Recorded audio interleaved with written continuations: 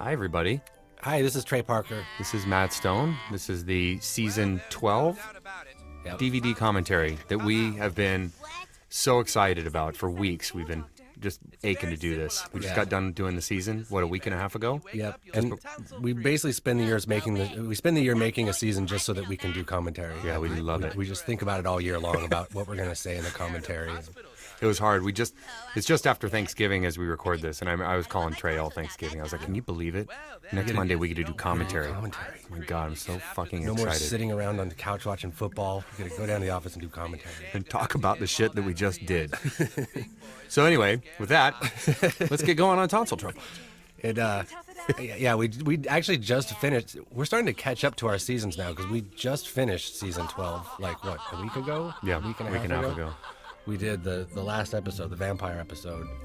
And so that means that this, which was the first, was back in March or something like that. Yeah, it must have been, yeah.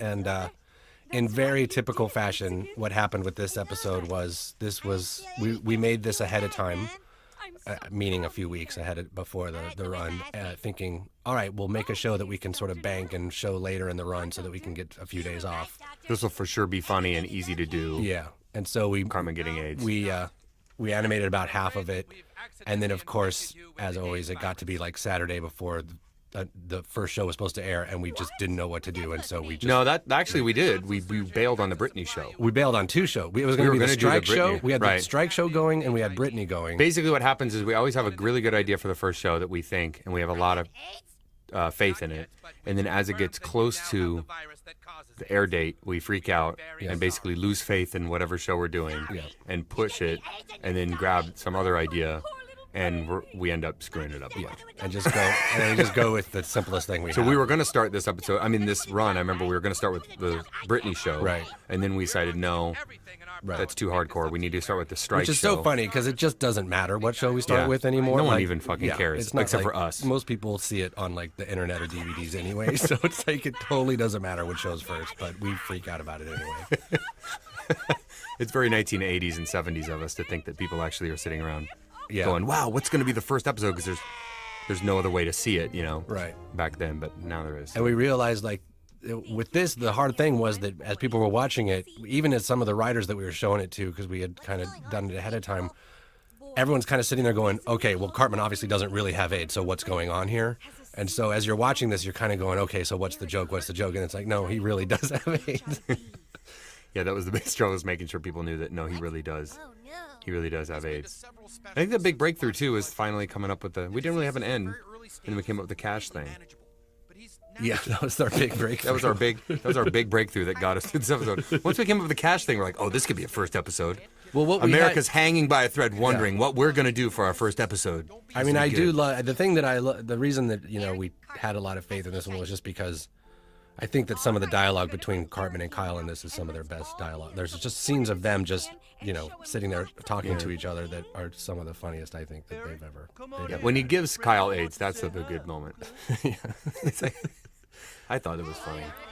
HIV positive. And it's great, too, that as soon as he gets AIDS, he suddenly starts dressing like Tom Hanks in Philadelphia. He even wears a little Philadelphia hat.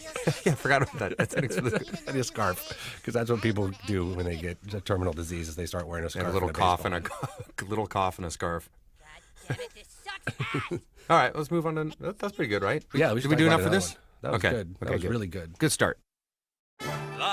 So this is the Britney show, which is among the top 5 of what we call polarizing episodes, because this is one of those shows where it's basically people totally loved it and it's one of their favorite shows, or people just totally hated it, and which was interesting because when we put it out, kind of like Britney Spears actually, exactly. mirroring Britney Spears' popularity, which was our point. It's just one of those shows where you're either on the train, or if you're not on the train, then it's a big bummer the whole time, because it's just you're either kind of in on the joke or it's just really stupid. And but our first feedback, and we've learned not to pay much attention to it, but all the message boards, which is usually just all the kids, they didn't get it at all. But then we started hearing back from friends, and it's weird. The more we traveled north. A lot of people in Canada really liked it, and a lot of people in New York really liked it, but a lot of our friends who, especially if you know the lottery, and we know that's not like real pop culture thing reference, but the big idea of doing the lottery with Britney Spears we thought was a pretty cool idea, but we get that if you don't really get that, then it's just They'll just be like, why are you being so mean? But you still get peeing on a ladybug. We did not. I mean, we never thought that the episode was mean to Britney Spears. We thought it was mean to the press. And there were people who thought, mean to ourselves. And people really thought it was like, it was mean to people who thought, oh my God, they're doing that to Britney Spears. Didn't get it and misunderstood it. But there is also like, even if you do get it, this episode is definitely, there are some points in this episode there were laughs. We definitely like it's less about laughs and more about, no, this is the point. Right. And especially at the end where it's like, nope, it's not funny. Right. Fuck you. You just have to kind of sit here and watch it. We're not putting the jokes in the stoning, and it's like, just kind of have to sit there and suck it. Yeah. Because that was, we were talking about, I remember being on the writer's retreat for this run, and we're talking about things to do, and it was during that week, there were a lot of weeks where Britney was self-destructing, but it was right during that time where it was just the very worst. And it was really during that week where everyone was like, she's going to kill herself. She's going to kill herself for sure. And so we're like, all right, well, let's have her kill herself on the show. Right. And that was really the thing, is like, think how timely people will think we are, because we were just guessing she was going to kill herself. And we'd have the show kind of ready to go. And, but she did. She pulled through. So yeah, she pulled through. That's good. It was a little bit like, we're obviously the most like ready to make fun of celebrities and their stupid obsessions, but it was kind of unnerving that time, especially like you'd go out to dinner with like really mild-mannered people and like, I can't wait to see her just kill herself. How's she going to kill herself? You're like, really, man? Yeah. Like, really want someone to kill herself? And that's kind of why we had Kyle, Kyle in the show, and that was the thing. Some people too were like, "Oh, like we're usually those guys, but not like my mom." Yeah, and but stuff. they're like, "You guys are hypocrites because you're the ones that do this to celebrities." And we're like, "Yeah, we know," and that's why Kyle says that. Like, we're all responsible for this, and maybe this one time, it's got to be all okay, but maybe this one time we should kind of let her alone, because she is gonna fucking kill herself. And and she didn't kill herself. I think it's thanks to us, actually. She probably didn't kill herself. Yeah, she didn't kill herself. But the other the other thing was this point right here where she actually shoots her head off. Yeah. That was the really kind of tricky part. Yeah, it was basically from that moment in the show, you're either on the train or you're not on the train. that was the real tricky part. Yeah. If you're not on the train, then it's not stopping for you. All right, let's move on. It was just a joke. My kids ain't here. So this is Major Boobage, which is a pretty fun episode. It was pretty brutal for basically the whole idea of trying to do something in heavy metal. And we had the idea on the retreat, let's do something, heavy metal, and then we came up with the whole thing with the cats and the drugs and all that. And we knew we had a good idea, but when we came back, it was one of those ideas we came back and told production, and they're just staring at us, blankly, like, okay, well, we need a year to do that, because we're suddenly taking, our little construction paper cutouts, and we're saying, okay, now take our entire engine and make it look like heavy metal, which is all, cell drawings. And really... Well, we've done a lot of animation styles before, like anime and even the World of Warcraft stuff we did with our machines. But so we totally wrongly thought that we could figure out a computerized shortcut, basically to do that Ralph Bakshi rotoscoping look. And so we kind of didn't plan, but basically in the end, we basically had to hand draw. We didn't. Me and Matt had to sit and hand draw everything. No. We got a bunch of coffee and stayed up for 5 weeks. We tried. We R&D'd it a long time and tried to get the computers to get that look, and it just you can't get that look. And so we're finally like, okay, well, it's all gonna have to be hand drawn, and they're like, okay, well, we need a year. And we're like, okay, well, we won't do it first then. We'll do it like, we'll have 3 weeks. We'll do it.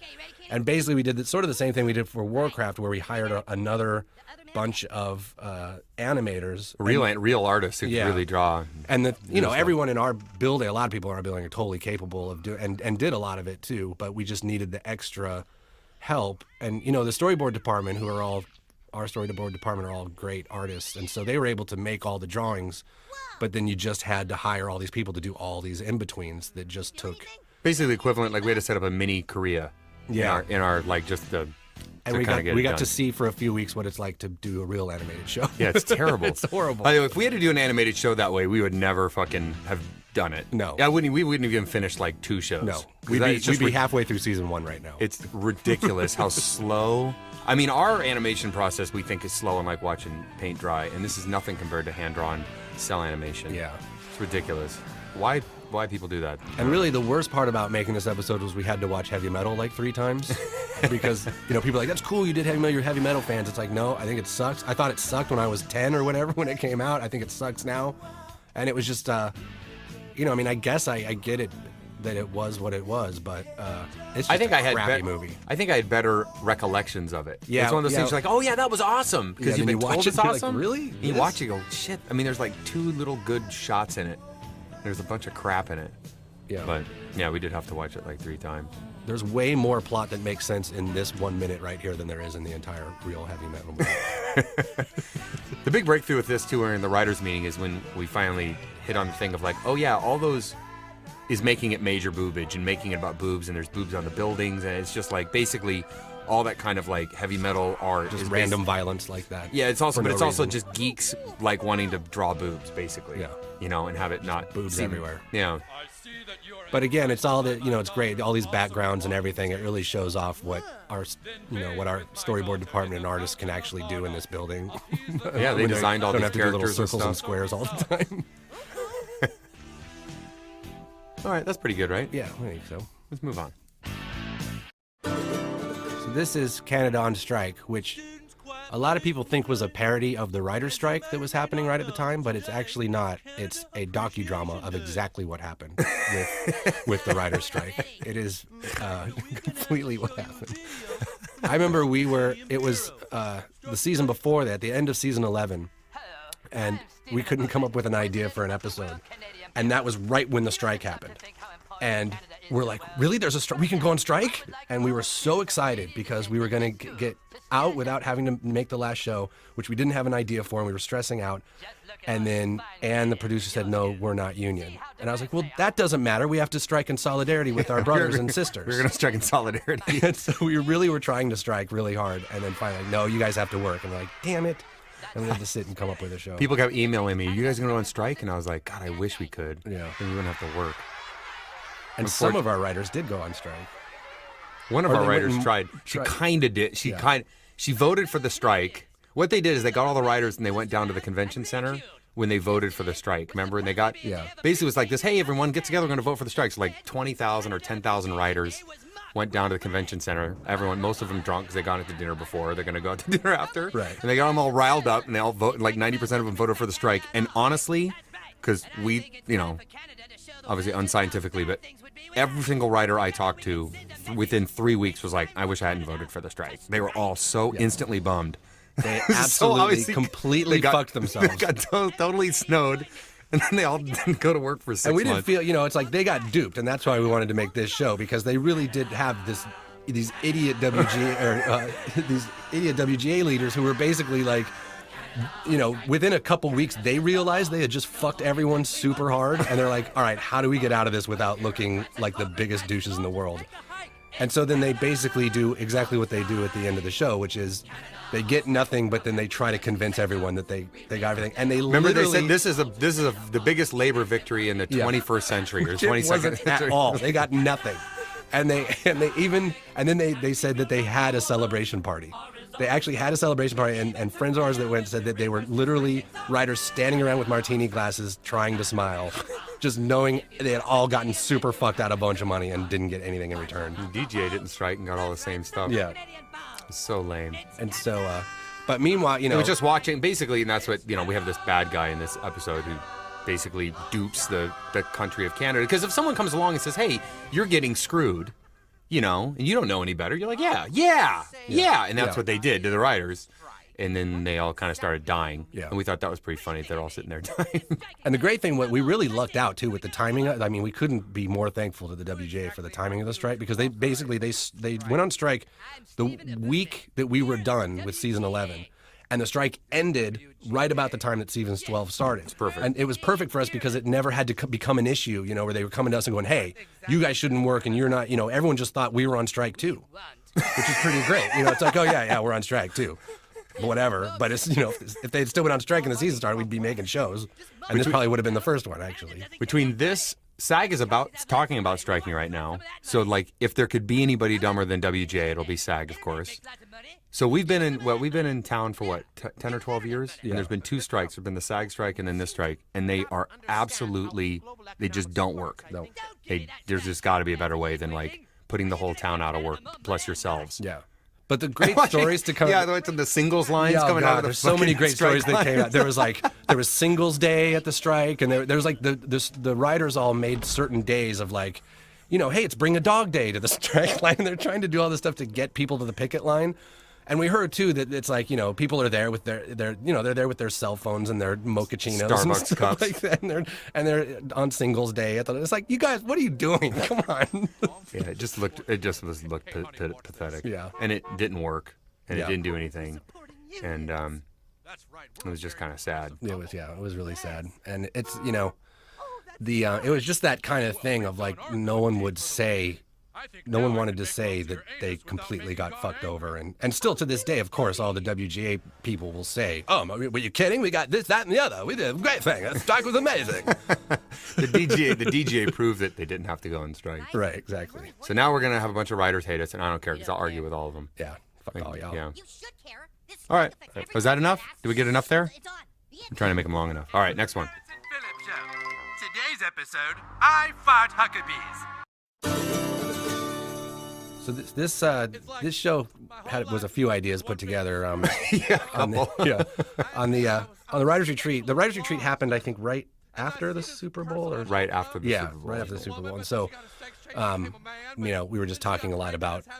Oh no, the Super Bowl hadn't happened. That's right. No, because remember the we were Super like, Bowl hadn't happened. That's right. It was before the Super Bowl because the Patriots were on their way to being 16-0, basically. right, and that's when everyone thought the Patriots are going to Yeah, win. we're that like, Super okay, Bowl. they're going to win it all, so we've got to do something to kind of answer that because Take down Bill to us, Belichick. like, we're both. I mean, I'm a huge football fan, massive football fan, and like, we really felt like that whole thing that happened with the video cameras and whatever, that it really got swept under the rug. And no matter what anyone else says, we heard everything. Everyone's like, oh well, everybody does it. No, it wasn't as big a deal as they made it out to be. It's like, okay, but we always grew up learning that if you cheat, there's There's consequences that matter. There's consequences that matter, and that if you cheat, you're a cheater. And but the NFL obviously really didn't want that image, and so they really tried to make it go away. Yeah, you could tell the NFL closed ranks really quickly, and even what was kind of disturbing was the commentators on television. It was almost like that. It was almost like a weird like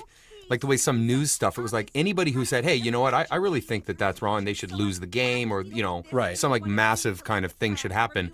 They were just shouted down on by these commentators, almost like the whole industry of football realized that the image of cheating in the NFL would hurt all their jobs. which but it ended up having for me the opposite effect. They should have kind of owned up to it Yeah. and taken care of it, and then they would have been, appeared to be a lot better. Yeah. But anyway, it was just like, the problem now with the Patriots is forever that era, they're cheaters, and Bill Belichick's a cheater, and they're all cheaters. And obviously, they didn't get there just by cheating and all those other besides, but that's what happens when you don't, lose that one game. You know what I Right. mean? They lose that one game, you reverse that one game, but they can't do because of Vegas and betting. Yeah. Then all of a sudden, the whole thing makes sense. So anyway, we thought it was very important for us to take down Bill Belichick. Well, and we thought at the writers. I remember at the writers retreat, we're like, well, this is only going to work if the Patriots win, Right, Because yeah. if they win, then we came up with this whole idea of doing stand and deliver, and we were going to actually and of course, have it Cartman be, really looking up to Bill Belichick. Right. you know, But like- originally, remember, it was going to be a real, this Hispanic guy that shows up to teach the kids. That was going to be a real parody of cheating. stand and deliver and how cheaters do win. And that, look at the Patriots. They cheated and they cheated and they won the Super Bowl. Nobody cares. As long as, you win, no one cares if you cheat. And so, but then, of course, Patriots lost the Super Then, of Bowl. course, God intervened. Yeah, and God made sure the Patriots fucking didn't holy win. hand of God touched that game. And then, so for a while, we're like, oh, it's too bad we can't do that idea now. But then we're like, well, no, because now we can just do the message that they gave up on cheating too soon. If you're going to cheat, you got to cheat to the top. And that Belichick screwed his team because when it mattered most at the Super Bowl, he didn't cheat.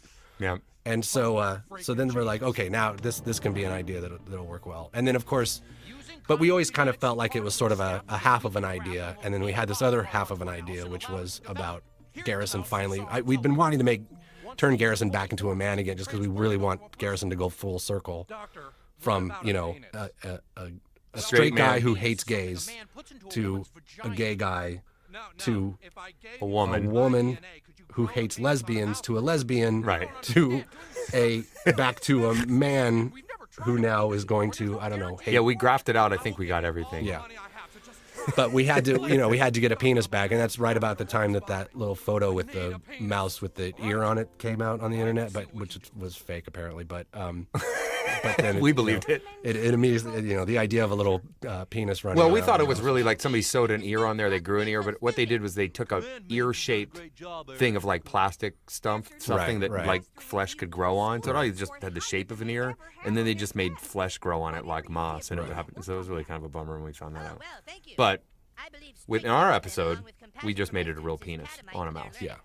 And then the penis and mouse sing to each other. Yep. We just photoshopped Eric Styles' penis onto the mouse. It was easy. All right, that's cool. All right, it's enough of that. Listen to any adult teachers, and since you handled your class so well, how'd you like to give it a shot? So this is our no internet show, which was one of those ideas we'd had for a long time, I think. Yeah. It was an idea we'd had for a long time. In fact, I think we had Yeah. a lot of the scenes of people just running around screaming that there was no internet for a long time before we really kind of figured out the rest of the show. The Dust Bowl, Yeah, once we figured out the Grapes of Wrath Grapes thing, of we were Wrath like thing. that. Yeah. Then it seemed to be kind of deeper and better. But yeah, we had the scenes of everyone running around and freaking out and going to Starbucks looking for a Wi-Fi spot. We had some of that stuff done before. I remember Just because it's so on every writer's retreat we have, there's that if you ever at a hotel especially and there's no internet, it's like it's just the this actually happened to me a couple weeks ago where it was when we were still working where I somehow I don't read the newspaper anymore because I just look at everything on the internet, and I was looking at a newspaper and there was a name I didn't recognize, and in my head I was like I can't click on the name. I was like trying to click on something in the newspaper, you know what I mean? You're so used to I don't know what that is, and you click on it, you find out. Link to it. Yeah, I was trying to link to something in like the regular newspaper at a diner, and it didn't quite work. So it was like the whole thing of once you're kind of used to it, it now has become, for most of us, the internet is like, it's kind of like water or something, you know what I mean? It's like this thing that we're just so used to we can't live without. This episode does definitely have, I think, the most offensive shot we've ever done in any South Park episode ever. And I cannot believe they let With us the do it. slimed me? Yeah.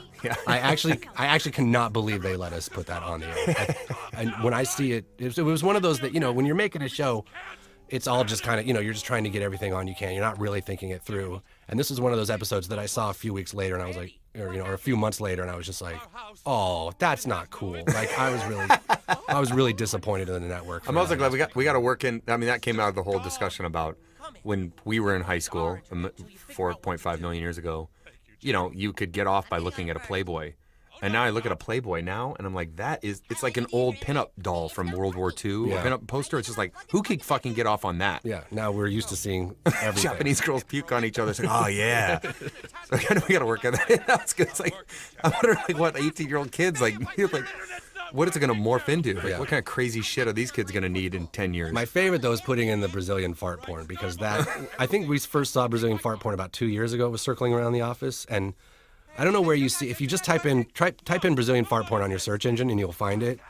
It now, is the go do single it. goddamn funniest thing I've ever seen in my life, and I can. It's one of those things I can watch like 1,000 times, like Devil's Advocate, and just laugh my ass off. It's just awesome. Go check it out right now. It's really awesome. Also, this episode, what's the song that Randy sings on the? I'm going down the road feeling So, bad.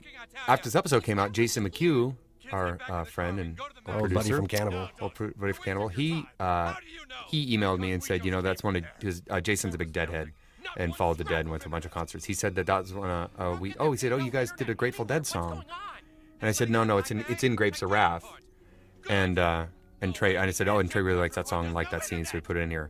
And then Jason told me that was Jerry Garcia's favorite movie, and that was his favorite scene, and that's why they played it. Really? So Trey Parker and Jerry Garcia have that in common. Weak. I can't stand the Grateful Dead. I know Trey hates the Grateful Dead, so I thought that was pretty funny. I was like, well, at least Trey has good taste on that shit, But we did that scene almost verbatim. That there is that scene in Grapes of Wrath, which I'm not a big Grapes of Wrath, the movie fan. I'm a big Steinbeck. I love Steinbeck, but I don't. The movie, I don't know. Well, it's old. I mean, Yeah, it's it's like old. watching an old 40s movie. But I do like how people act and they talk all slow like. The whole movie, if it was shot today, would be like a half an hour long because everyone's just Huge talking pauses really slow. between everything, long pauses. And that, when they drive out west, it takes forever. They Yeah. show it's like the old time they just, here they come over things, follow the shot till it's totally out of frame. And it fades down. All right. That's good. So this is super fun time. In this episode, the idea of having a living museum and something actually having in our original And people that wouldn't break character. and people who wouldn't break character while a blank is happening, we had for a couple of years and we could never quite Always smashing our break heads. it. Like In fact, the this was flood. the original idea for the Katrina episode we did. That's right. Was there was going to be a flood? The boys were going to be at a pioneer village. No one would break character. There'd be a big flood or something. Right. But we just couldn't we figure out couldn't- what the boys are doing. Okay, they're in a flood. and they're trying to unflood the place. Like what, it's like not as. Then we finally, we were doing this episode. We came up with the idea of a Die Hard or bank robber terrorist kind of thing, and then the boys had something to get out of, and then it kind of all started happening. But we've had this idea of like these living museums, making fun of these living museums for a long time because they're pretty funny. Yeah. We went to Plymouth Plantation one time, me and Trey, Yeah.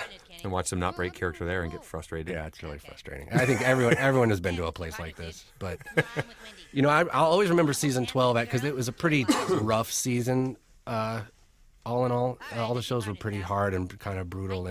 But for some reason, both this run and then the second half of 12 season, both the last shows, we figured out on Thursday and had like a super easy time. Was this one of those? This was one of those too, where we went in And the vampire Thursday. show, We too. went in thinking, okay, we've got nothing, and we're really tired and beat, and then we just boom, it just came out, and we sort of knew once we kind of combined it with, okay, it's a bank heist, and that's what that's why they will break character, and then meanwhile we've got we had a super fun different, time. and we had a different episode with the Celebrity Sports Center idea. We kind of Yeah, combined it a little we bit. That's combined them. because there used to be this place in Colorado when we were growing up called Celebrity Sports Center, which was just like, when you're 10 years old in Colorado, it's like fucking heaven. They have a water slide and like 5 arcade games and some shit like that. And so the idea was that the boys were going to go on a field trip, and then we had a different idea for a show. The boys were going to go on a field trip, and then they were going to escape. Cartman and Butters were going to be pals that would Butters wouldn't let go of his hand. They were going to go to Celebrity Sports Center. So we kind of combined those two. It kind of into happens this. a lot, where you've got ideas floating around that have never panned out, and then suddenly you realize, oh, put those two together, and it totally works. Yeah. And when that happens, it's really nice. And then I remember the big thing, we died on this and we tried to figure out, the last thing of this episode to figure out, we figured out on Tuesday late in the evening, was how to get Butters and Cartman back into when they were coming back in Yeah. from Super Fun Time, the part where they shimmy across the thing, because they had to and they're hanging on the pole because they wouldn't let go hands. Remember that? Yeah. That was like this was a brutal. very And it was like last-minute this thing where it's like, as soon as we fucking figure this out, we can basically go home for 5 months. Yeah. And we couldn't figure it out. We couldn't figure it out. We were just dying on that stupid, like, how to get them back into there. God, Super Fun Time looks fun. Well, too. because we also had there was a place called Funplex. Funplex. Yeah, Funplex. On Kipling. I think it's called something else now, but it was basically a super fun time. And it had a ballroom. It was new. It was a newer version of Celebrity Sports Center. It had a ballroom, those ball pits, the little plastic with the balls, little plastic balls, yeah. and lots of arcade games and race cars and shit. And we liked the idea. We were basically doing Die Hard, but that they had robbed a Burger King. Well, that could be it for this Yeah, first so half. we'll go to the First half second of the half season. of the season. Let's go to the second half and get going on that. Our general store. It's where I buy all my supplies and such. So this was now we're in the second half of the season. So basically, these are the shows that came out October, November, for the fall run, and the two big things that had happened basically over the summer were the big Summer Olympics games and the travesty of the Indiana Jones movie. And so we had come up with the idea. We had come up with these ideas, but it's so funny because we kind of are victims of our own success in the sense that we had this fun idea to do with Indiana Jones and with the Olympics, but we're like, yeah, but that's already been like 3 months ago now, and people are, it's like so passe now. It's like for any other show, it's so really dumb not passe. It's so dumb that we think that. Yeah, but it's so like dumb. It's really for us, people are expecting us to comment on what happened the week before, not what happened 3 months ago. Or we think they are. Well, we think they are, yeah. Yeah. And some do. I mean, some, and Sure, it's there are mostly some. the kids, that are just basically like, oh, whatever, Indiana Jones, that came out 4 months ago. Why are they talking about that? You know, but it's like, well, come on, give us a little break. The other thing is we wanted to talk about Indiana Jones. Yeah. You know, the raping of Indiana Jones. Yeah, it just was really, it was a travesty. But there, Don't get us there were started so on many, Indiana Jones. yeah.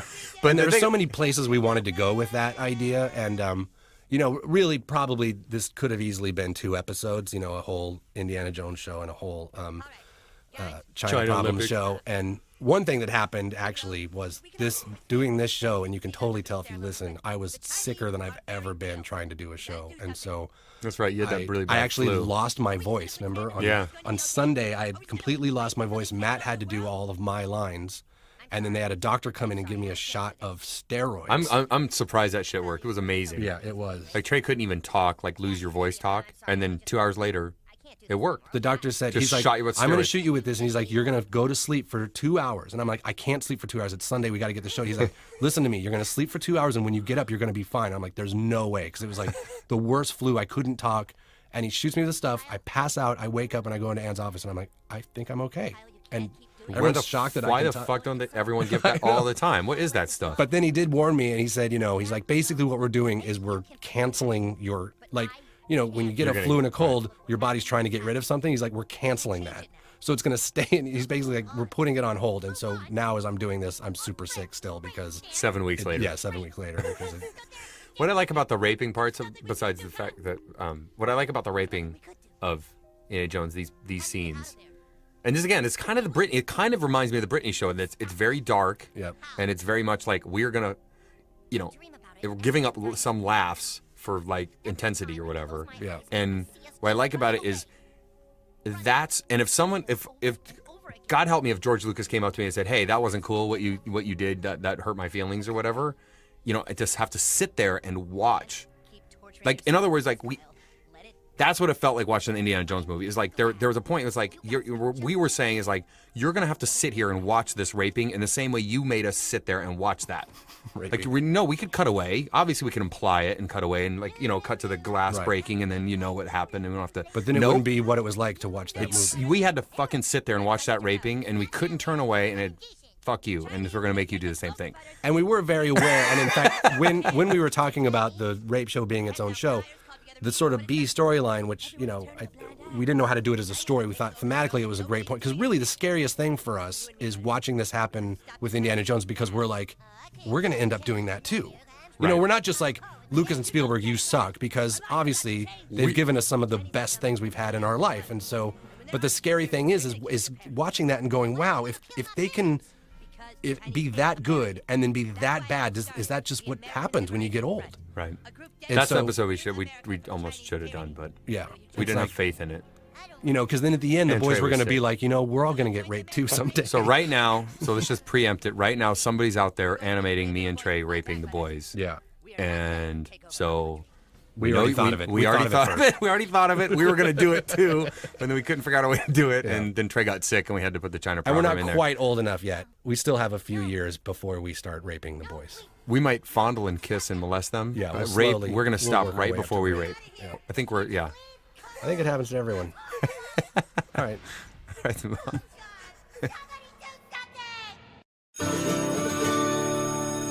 So this is Cartman versus Wendy, which we'd actually kind of come up with the season before. And it's just kind of like one of the sort of newer directions the show goes sometimes, where it's like there's sometimes we really like to just do our version of Peanuts, and this is a really good example of that show where it's just all about the kids and it's all about the relationships of the kids and trying to put different kids together and see how they're going to react. And so It really was. It's the whole thing. Like when we first came up with the idea, the thing that we really liked was that position. I mean, Cartman's in it because he's Cartman, but it could be anybody. Is if you're going to fight a girl and you're in third grade, if you get beat up by a girl, you're a douche and everyone hates you. But if you beat up a girl, you're a douche and everyone hates you. And so you're just kind of stuck. And to watch Cartman just it's always fun to watch Cartman especially get stuck and then try to get out and get himself deeper and get more stuck and not even realize, what he's done to himself and stuff. So like that was the thing that we originally liked about this, was that kind of like there's no way out, yeah. And when we decided to put the the breast cancer theme, I had just, my grandmother, who was awesome, died of breast cancer like a month before this. So I was like, let's put that in the show. That's funny. Yeah. she'd be proud. Yeah. I was trying to wear some awareness.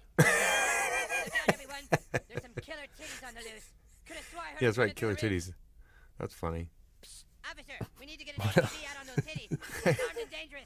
What is your problem? It is nice, when we have a show that it's, and, we obviously don't do it all the time. We try to make shows all kind of different, but it's nice when you have a show that's not got some big gigantic theme and it doesn't have this huge plot of like, all right, the boys go to space. It's like, obviously, anytime you do that, you're kind of locked into explaining a lot of story. And so it's fun sometimes when we have these really simple stories and you can just let, all the comedy come from the dialogue and the relationships between the kids. Oh, yeah, and eating in underwear, that was a big breakthrough, too. That was like a big, when eating in underwear, I thought was really, really funny. And then we almost cut it out. Yeah, no, It's so weird, what happens all the time with these shows, because at first you sit there on Thursday and you're like, all right, well, Carmen and Wendy are going to fight and he's trying to get out of it. And it's like, well, that doesn't sound like, a 21 minute, like how are we going to, because sometimes, a show can go all over the place. So at first you're sitting there going, well, we're going to have to think of something else because we'll never fill out the time. And then, of course, you always get there to Tuesday night and you're 2 minutes long. Right. And you can't figure out what to cut out, So we always try to learn the lesson. We always say this at the end of the run. Well, what we really learned is keep the ideas simple because there's more room for the jokes. And just keep things simple. 21 minutes isn't a lot of time. And then for some reason, every season we start it and we're just like, oh, we need more. That's not enough of an idea. We forget that our job is to write jokes. Which is why China Problem and The Rape Show ended up being one show, because at the beginning of the run, we're like, okay, well, those ideas aren't big enough, where they would have been. Honestly, we had this big discussion where we're like, well, that's not a big enough idea, the raping of Indiana Jones and the boys, in us and the show and everything. No, that's not big enough. And it wasn't at the time, but something would have come out of it. Yeah, but then the retrospect, we could have made a totally deep show out of that, but we just didn't have faith that. And then as we get later in the run, we simplify until... Yep. See, that's already how we're getting older and we're starting to rape our own ideas. Here it comes. All right, let's move on. Move on.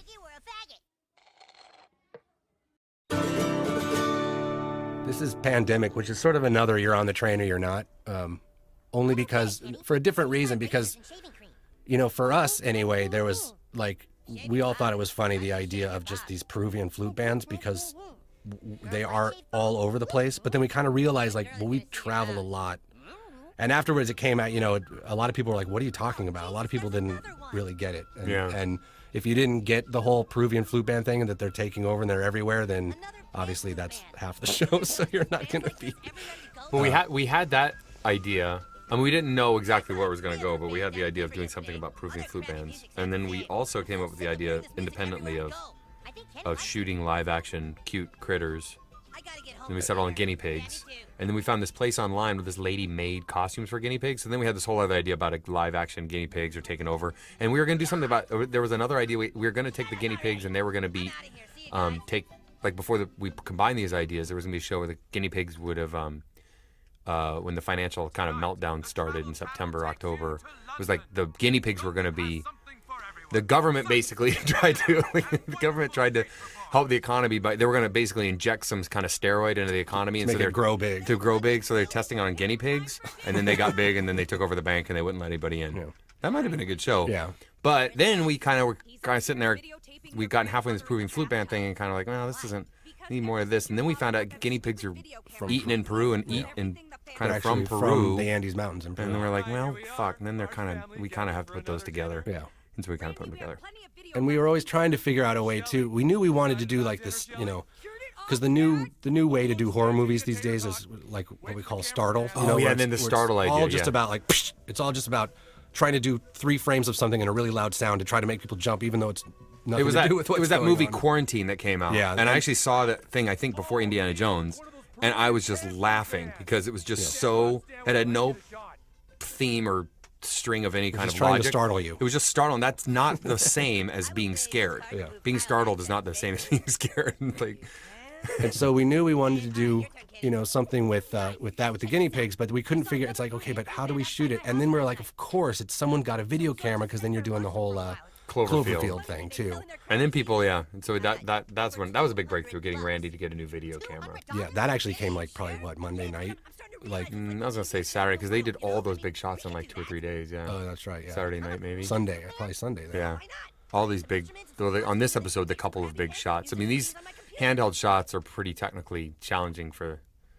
Yeah, and the so crew, I mean they take a while. the way that we kind of figured out how can we do this quickly was since so much with a handheld camera is you're whipping around and you're whipping to something else. So we basically cheated it where the camera's on something and you're seeing a guinea pig and then it starts to whip and then we just cut in a bunch of whipping and then we whip onto the next scene. So rather than being one long shot with a real whip across real stuff, it's all kind of faked like that, and that's what made it possible to do.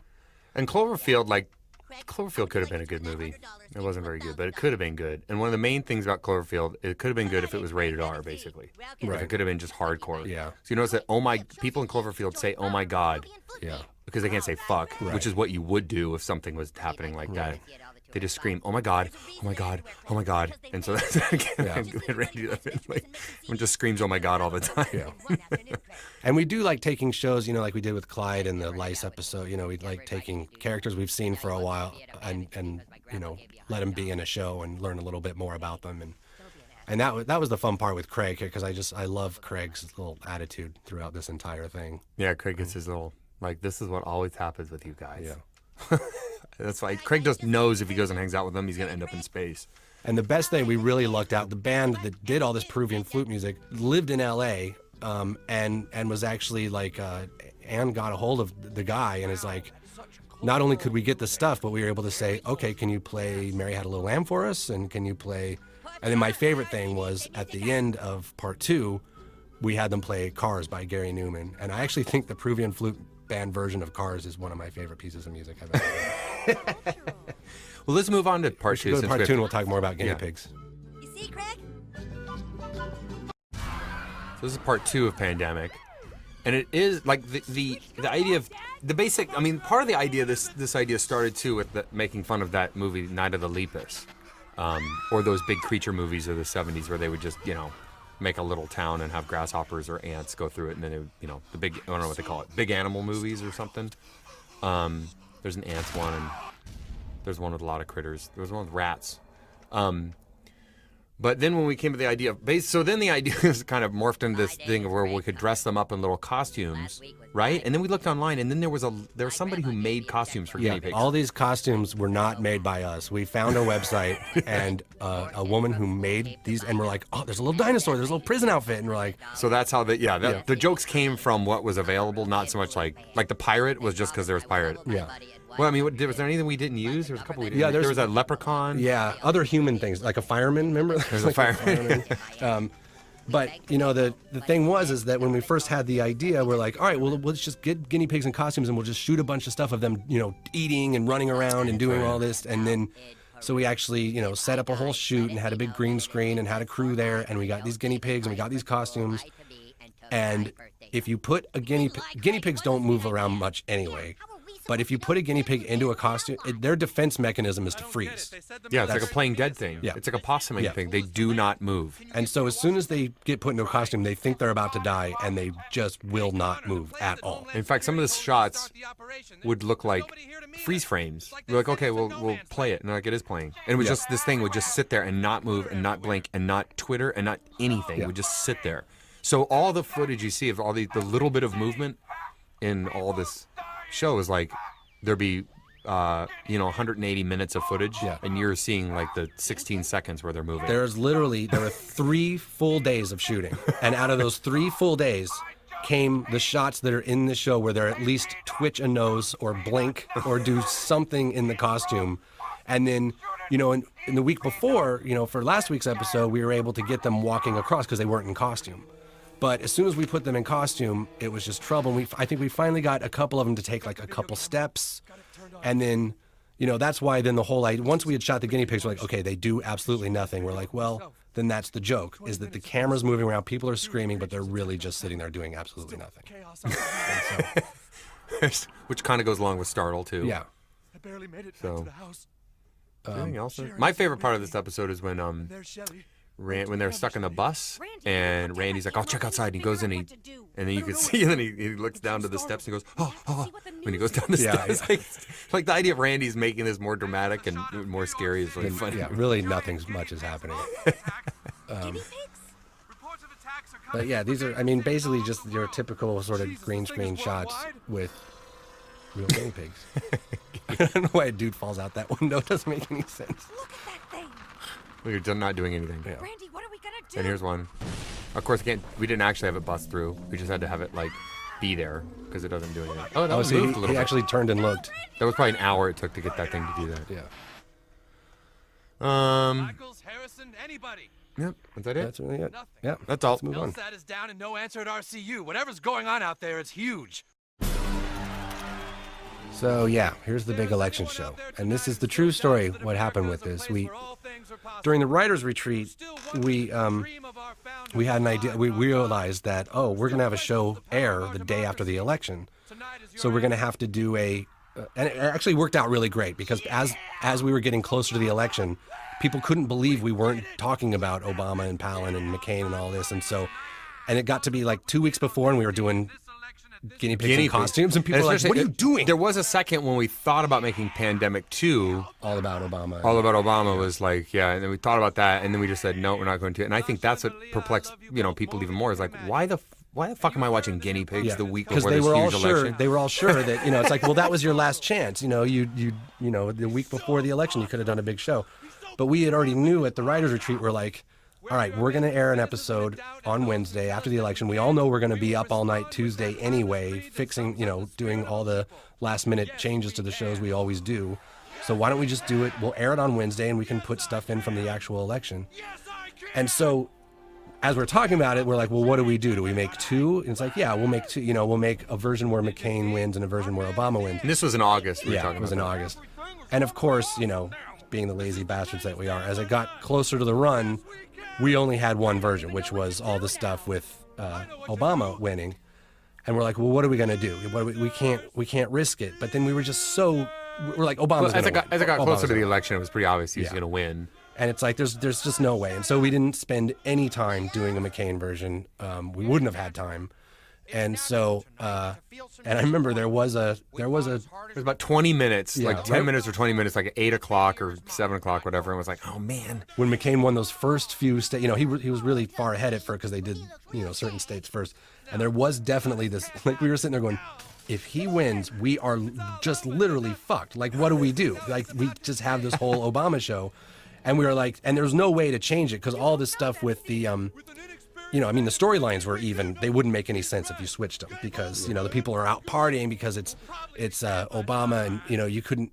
It just wouldn't make any sense. It wouldn't make any sense. So we were just talking about what do we do, and we were basically going to do this. We were if going if McCain did pull it out If somehow. McCain had won, we were going to just show the show, but we were going to do commentary over it and say, and be explaining, okay, well, we really thought Obama was going to win, so this would have been sweet, but you kind of screwed us, America. And so you have to see a shitty show. Yeah. Basically, you fucked up America. Luckily, Obama pulled it out. And then, we were able to sit there and watch the acceptance speech, and we just had everyone, we were ready for it, so we kind of had everyone standing by as Obama gave a speech and writing it down as he was talking. And of course, it's great with the internet because 10 seconds after he gave the speech, it was online, to down, and we were just trying to figure out what line. Then you could see like what lines by 4 or 5 in the morning West Coast time. What lines the press was like? Oh, this is the big line. But remember, I knew I wrote the one in because we did a temp version. We did a temp version, and I took his speech, and I'm like, okay, it's all just such typical. No, before he did his speech. This is like the day before. Oh no, that's what I was going to talk about, the dog thing. Oh yeah, the dog thing. Because the thing was like his whole speech was such typical political fodder that anyone would say. But there was one point where he said, there's something about the fact that they get a new puppy because we're going to the kids new get a house. puppy because we're going to the White House, and I'm like, people are going to remember that. So I wrote that line, and sure enough, that's the thing that everyone remembered. What I was talking about was like a couple days before, you wrote just some temp stuff to put in there, so we kind of it'll be about this long, and it'll kind of like kind of went in. Blah, blah, blah, change. And it was seriously almost exactly Obama's speech anyway. Just like you can, those political speeches that level, you basically know what they're going to say. You know exactly what they're going to say. That crappy boilerplate, stuff. But I thought you did a very good job with the speech, but very good job sounding like Obama. And so this week was a lot of, a lot of times when we're parroting something, there's a lot of time spent sitting there watching the movies you're parroting. So this was my big week of watching all the Ocean's movies, which I had never seen before. Yeah, I'd seen Ocean's 11, which is fun. It's Ocean's 11 was fine. Yeah. The other two are ridiculously bad. But. Yeah, but Ocean's 11 is a fun movie to watch, even though it's kind of dumb. But it was also the big. It gave us the attitude of basically Obama and McCain are Clooney and Pitt. Right. That they're thieves, but they're great guys, and they don't kill people, and they kind of rip off things that, they're not ripping off poor people. Or, you know what I mean? They're not Which bad. was a great change. They're likable thieves. Yeah. Originally, actually... we had an idea that they were more like... They were way more hardcore. Like and they Cliffhanger. Were, shooting people and... We had Cliffhanger villains, like John Lithgow and Cliffhanger. Is how they were really bad guys. They were bad thieves. But then... And actually what had changed it was the fact that we had done Pandemic, and we're like, wow, we just did this big government conspiracy thing where the guy was like, man, shooting people, and we're like... We're going to do this again. Like, I guess we can't do it. And then we thought, well, let's make them like the Ocean's 11 thieves. And then it actually made it a lot better, I think. Yeah, I think it made it better, too. Good change. Hey, you guys wanna buy a Change you can believe in. It's good change. Let's move on. Elementary school musical. This was one of those ideas out of nowhere. This was a Thursday out of nowhere idea. I don't remember where it came from talking. I don't remember. I think High School Musical 3 had just opened. It came from just watching. Before. Yeah, and then the idea of just like everyone singing and the boys don't know why. And right? Wasn't that? I mean, but it was the first idea. What was? I remember someone just saying, because we're like, okay, well, what's going on? What's going on? Our typical Thursday thing. And someone said something about High School Musical 3, and we had talked about High School Musical before, just because obviously it's big with kids this age, so it comes up. But we, and then I was like, and I said jokingly, like, oh yeah, let's do a High School Musical, and all I'll have to do this week is write a whole freaking musical. And like 20 minutes later, after talking about it, we're like, oh wait, that's a pretty good idea. I guess we are doing this. But then it was good because I realized pretty quickly that it wasn't a musical in the way that like the South Park musical, the movie was, because it was a parody, and the songs in High School Musical suck ass, and they're super, they didn't, and they don't make any sense. Yeah, they didn't, and they don't need to be. The songs shouldn't be funny. Right. Writing funny songs is hard, but writing, just fodder songs that can be done in a week. And so it was really just writing, watch it. So now, of course, after the week before, the songs are like storyless. There's no, that's what made it work. And it just has, random lines in it. But whereas the week before we were watching a lot of Ocean's movies, now all of a sudden we're watching all the High School Musical movies, which was way more brutal than watching all the Ocean's movies. But these, the other thing is like, with kids, our kids are 8 or 9 years old. It's like, that is the High School Musical age, I think. We're 8 or 9 year old kids in America. They all know High School Musical, right? Yeah. I mean, I think. Yeah.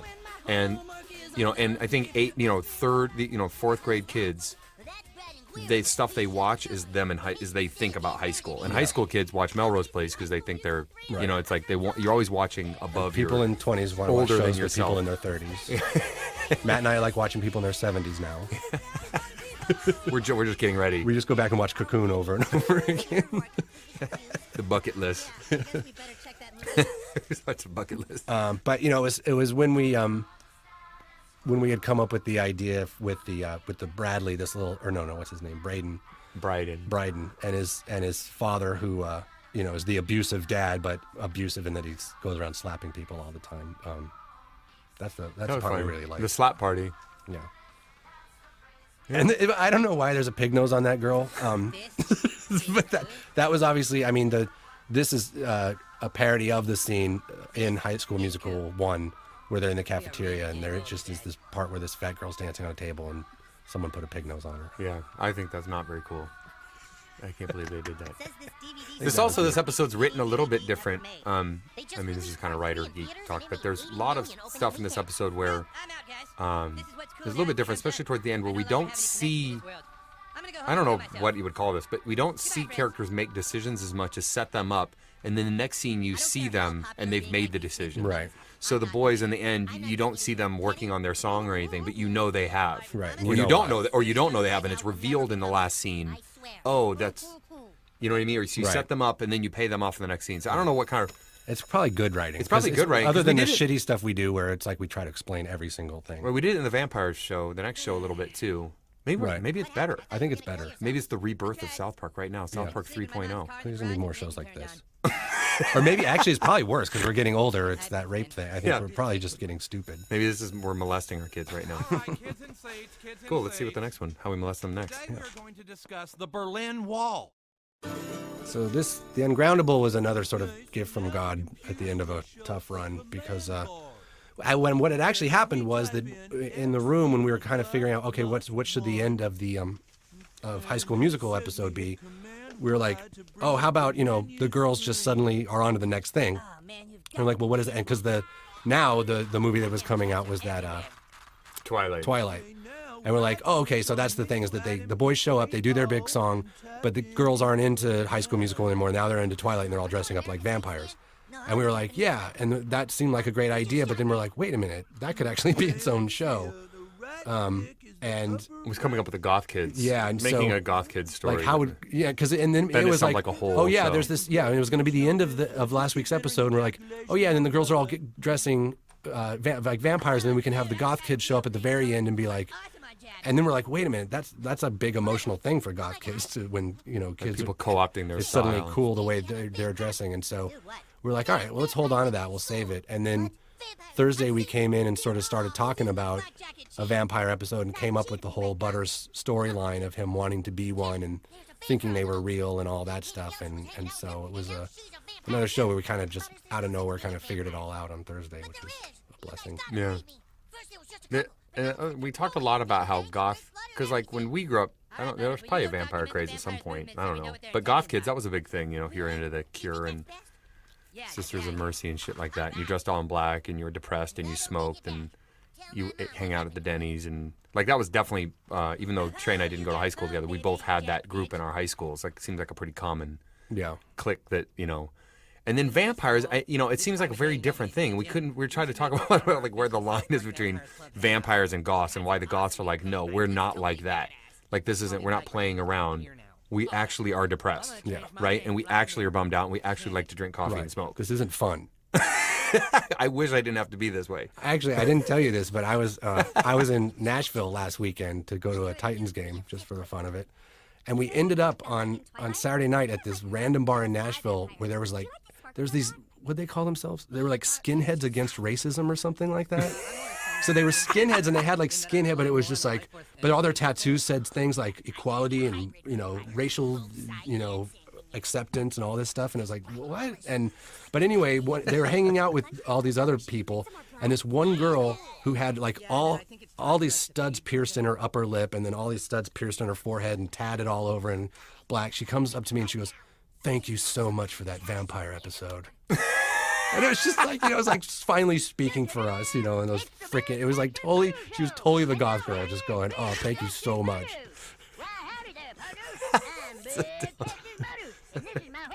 But it made me, we kind of realized doing this episode that we like the goth kids, that they're kind of cool, that like they have their little like depressing attitude, but that essentially they're kind of cool. They're kind of cool people. Yeah.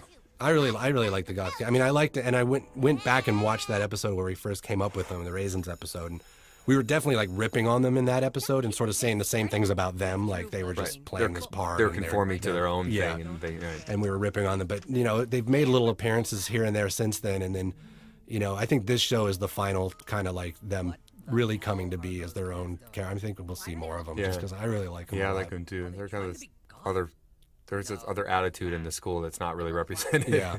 And I like too, the way we've used them in the past is they're kind of Stan's little subconscious. Like, he's kind of sometimes who they talk to him and he talks to them when he's having problems emotionally. And that's the way I really want to keep using them. I think it's like one of the, in that way we talked about, and what they don't like about this is they like being invisible. They like being out by the dock and smoking, and this kind of pulls them into the line. This pulls them into the school's life, and they don't want to be a part of it. Right. And they get confused with these vampires and stuff. So I like the goth kids. Yeah.